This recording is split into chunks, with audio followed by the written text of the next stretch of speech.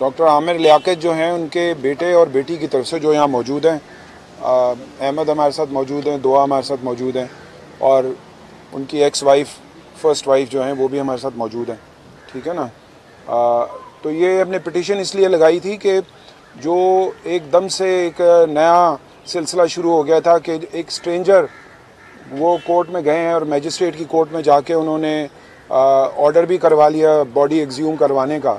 हालांकि ऐसा कभी होता नहीं है, बहुत मुश्किल से अगर किसी के मर्डर पे कोई शकूक व शुबात हों, पुलिस ने ज़ाहिर की हों या फैमिली ने ज़ाहिर की हों, तब वो जाके उस लाश को निकाल के फिर उसका पोस्टमार्टम करते हैं। तो हमने तो कोई एतराज़ नहीं किया, क्योंकि पुलिस की जो रिपोर्ट थी और 2 दफ़ा जो मैजिस्ट्रेट ने उनकी डेड बॉडी देखी थी और जो पुलिस ने जाके पूरा वो जहाँ पे उनकी डेथ हुई है वो भी सारी जगह देखी है और वहाँ की हर चीज़ को एग्ज़ामिन किया, तो उन्होंने कहा कि हमें लग नहीं रहा है कि ये कोई किसी किस्म का कोई क्राइम कमिट हुआ है। अब डिप्रेशन में तो मौत हो सकती है, लेकिन वैसे कोई इशू नहीं था।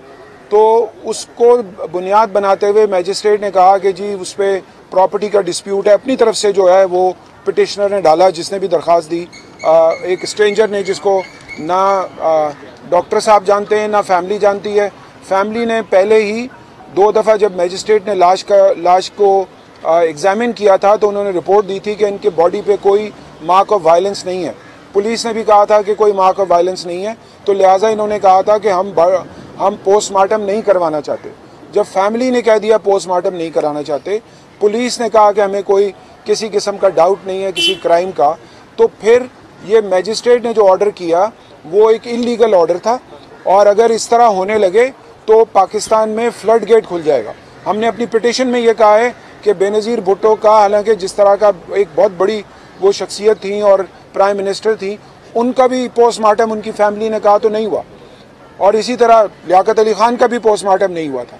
तो बात यह है कि जब फैमिली नहीं चाहे और पुलिस का कोई शकूक व शुबात ना हो, तो फिर ज़्यादातर जो होती हैं बॉडी एक्सह्यूम होती हैं वो या कैदियों की होती हैं कि अगर उनको कैद में कोई इंतकाल हो जाए और फिर भी उनके बॉडी मार्क्स ना भी हों तब भी उसको करते हैं, इसलिए कि वो कैद में होते हैं। लेकिन ये किसी कैदी का केस नहीं था, ये एक जो है ना वो डेथ हुई है और हमें ये लगता है कि ये डिप्रेशन में डेथ हुई है और जो डिप्रेशन में देने वाले लोग हैं उनके खिलाफ हम अपना एक लीगल एक्शन अलग से करेंगे। और हम समझते हैं कि कोर्ट ने कम से कम अभी इनिशियल हमें इंसाफ दिया है। एक और जो बात हमने अपनी पिटिशन में कही है कि जो एक्टिंग पुलिस सर्जन है, मेडिको लीगल ऑफिसर, वो थ्रू आउट फैमिली के साथ बहुत रूड रही हैं, बहुत ज़्यादा उन्होंने रूडनेस दिखाई है। इवन जब फैमिली डेड बॉडी ले रही थी छिपा से, तो उस वक्त भी फैमिली के साथ उसका मिसबिहेवियर था और वो हमें लगता है कि वो बैकग्राउंड में ये हैं और अभी उनको मेडिकल बोर्ड का हेड बनाया गया है। तो हमने वो ऑब्जेक्शन भी हेल्थ मिनिस्ट्री को सबमिट कर दिए हैं। बच्चों ने, दोनों ने, अहमद ने और दुआ ने, दोनों बालिग हैं, कोई बच्चे नहीं है, मतलब चाइल्ड नहीं है वो, और उन्होंने वहाँ दाखिल किया है कि हमें इस खातून पे तो बिल्कुल, जो मेडिको लीगल हैं उन पे हमें बिल्कुल भी ट्रस्ट नहीं है। हो सकता है उनका कोई और एजेंडा हो और उसी वजह से उन्होंने ये केस भी कह के लगवाया हो। तो आज कोर्ट ने उस ऑर्डर को सस्पेंड किया है और कोर्ट ने अपने ऑर्डर में लिखा है कि ये जो ऑर्डर है ये 176 में फॉल नहीं करता जिस पे कि मैजिस्ट्रेट ने ऑर्डर किया। हालांकि जब एक मैजिस्ट्रेट ने हमें इजाज़त दी थी तो उसके बाद सेशन जज के पास हो जाना चाहिए था, वो मैजिस्ट्रेट की जुरिस्डिक्शन बनती ही नहीं थी। एक मैजिस्ट्रेट हमें कह रहा है आप बरियल कर दें, दूसरा मैजिस्ट्रेट कह रहा है पोस्टमार्टम करेंगे।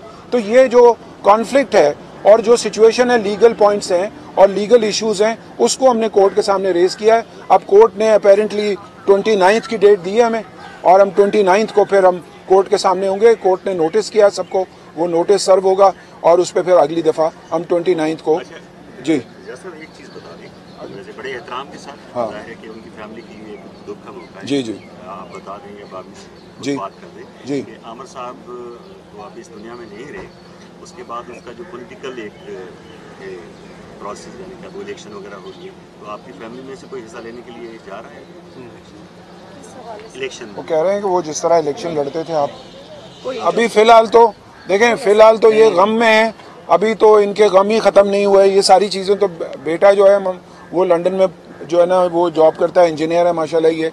और इनकी बच्चों की अम्मी जो हैं ये लॉयर हैं खुद, ये बाकायदा। और ये आज से नहीं है, डॉक्टर आमिर जो है ना खुद इनको जब ये मेरी जूनियर थी इंटर्नशिप के लिए तो मेरे पास मेरे ऑफिस में खुद लेकर आए थे वो।